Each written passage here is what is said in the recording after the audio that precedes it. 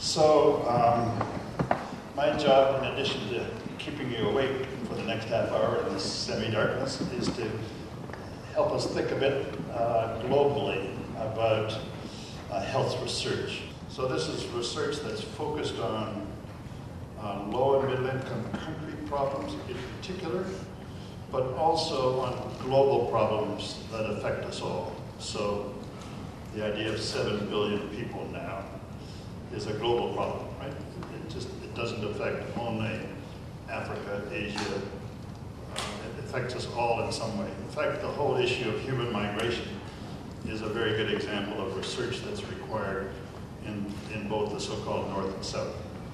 And in particular, it's research that's related to the problems of vulnerable population. A bit more of a description around global health research.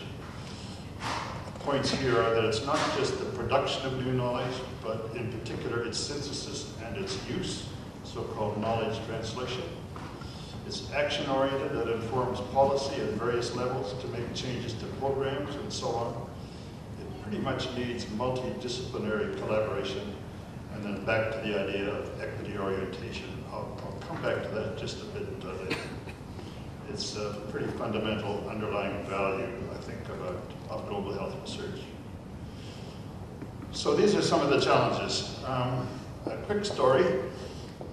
Just over 20 years ago, a number of funders, Canada's IDRC, the International Development Research Centre, was one. The GTZ, Germany was another, began to see there was an enormous mismatch between where the health investment was in the world and where the problems were. It was about that time that the World Health Organization began to use the term the global burden of disease or the global burden of illness. So it actually was a metric about how big the burden was, both in terms of morbidity and mortality, and where that burden was found. The commission actually was chaired by John Evans. Some of my friends here in the room will know who that was, the founding dean at McMaster. And a group of scientists from around the world produced this report, still a pretty good report. I think there are copies in the library here, called Health Research for Development. And at the time, 2 decades ago, just as an example, the total investment in health research in the world was something like 30 billion US dollars, something like that. At the same time, there was this metric about where the disease burden was, and no great surprise to you probably, that 30 million, almost all of it, something like 95%, was spent on the 10% of the world's population that live in countries like ours, or the obverse. Less than 10% was spent on 90% of the world's people, where the global burden of disease was found. That's what came to be called the 1090 gap, and was sort of a slogan of this movement over the last while. McMaster is a place where I don't have to talk about the no-do gap. That is to say, there's lots of knowledge around. It's not used well enough for policy change, for program management, and so on. People involved in child health around the world, for example, they calculate something like 8 million kids die unnecessarily each year. If what's known about improving child health was implemented, that is, if available knowledge was used, that number could be reduced at least by half, and probably less. One of the findings of this commission was fragmentation, what I've called the coordination gap here. And of course also the fact that in low and middle income countries, there's a gap or a deficit in capacity at various levels, at the level of people, at the level of institutions, and at the level of systems. Quite a number of countries in Africa, for example, don't have anything like a national health research system, a version of CIHR, I guess you could say. Okay, what's being done? let me talk about these three levels, primarily the second and the third.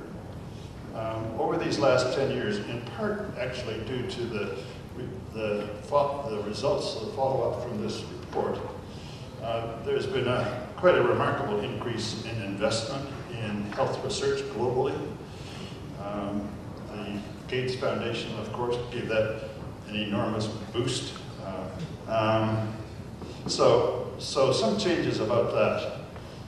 To some extent, the second bullet here, capacity, is still maybe a larger problem than funding, believe it or not.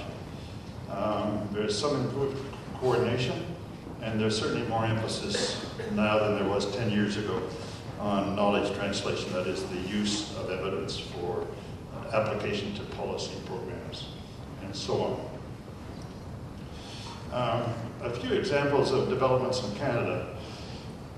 About 10 years ago, several of the agencies, federal agencies in Canada, they're listed down there, agreed to work together on a collective approach to supporting health research. Some of us involved at the time thought it was amazing that they agreed to work together on anything. And in this case, it was about global health research. So this entity was created, Global Health Research Initiative, through an MOU that's been renewed twice now, and is about to be renewed again later this month, actually. As a result, from almost no funding to speak of in these agencies, there's now something like 15 million or so a year that's available for Canadian researchers and their partners for work in this area. If you'd like more information on all this, I'm happy to talk to you. This is the group that I work with. As Brett mentioned, we started about 7 or 8 years ago now. The GHRI, the group I just showed you, and this group are pretty much strategic partners. They're with the federal agencies.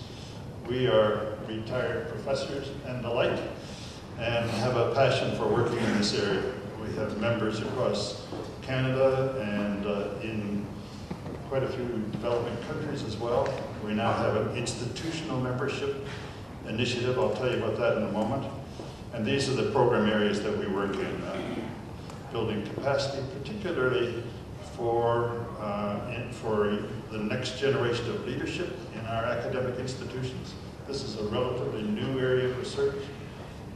We think our younger colleagues require some mentorship and guidance about where to get the funding, how to make this count in academic promotion and tenure, things of that kind. So we're very interested in that. We're very interested in policy influence, particularly our federal, but also provincial agencies. As an example, about a year and a half ago, the province of Alberta was going through a restructuring of its whole health system.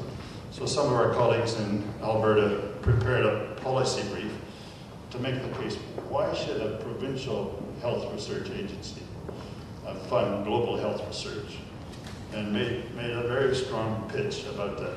It's actually the briefs on our website if people would like to see it, but that's the kind of work we do. This group has now prepared its report. It's embargoed until next Monday, but it's going to be released at a big conference in Montreal. So you might be quite interested to take a look at that.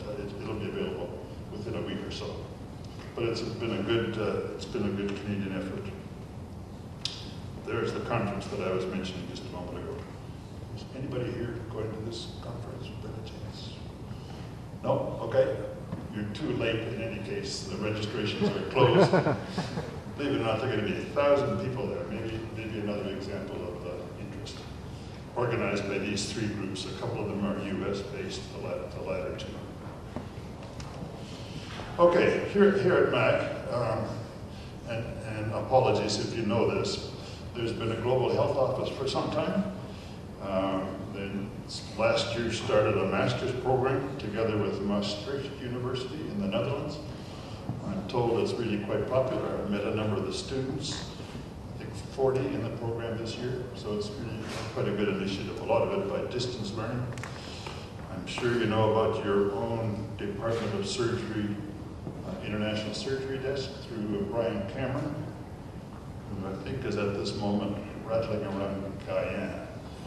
But could we imagine that the division might become kind of a hub in Canada for researchers that do work with their partners in developing countries around orthopedics related health problems?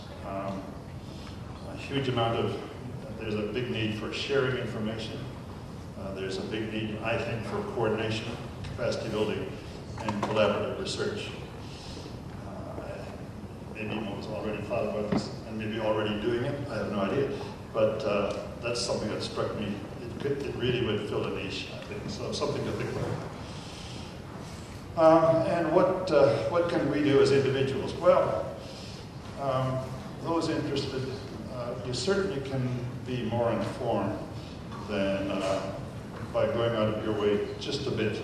Let me just give you one example. Here's an article that I have actually in my folder, just came out last week on this topic of what are the priorities for research that focus in particular on equity-oriented, focused health research agenda in PLOS medicine. Quite a thoughtful analysis of this kind of research and what the guidelines are for that. Get involved in something, help with the International Surgery Desk, be a tutor in the master's program, and here's a little pitch I'm allowed to make, I think. Those of you that are interested, you can join the coalition itself as members. There is the website, there's what to do, and then it's quite a lively group of people across Canada that do this kind of work. I think I should stop there and see if you're awake and see if there's some questions and comments that you want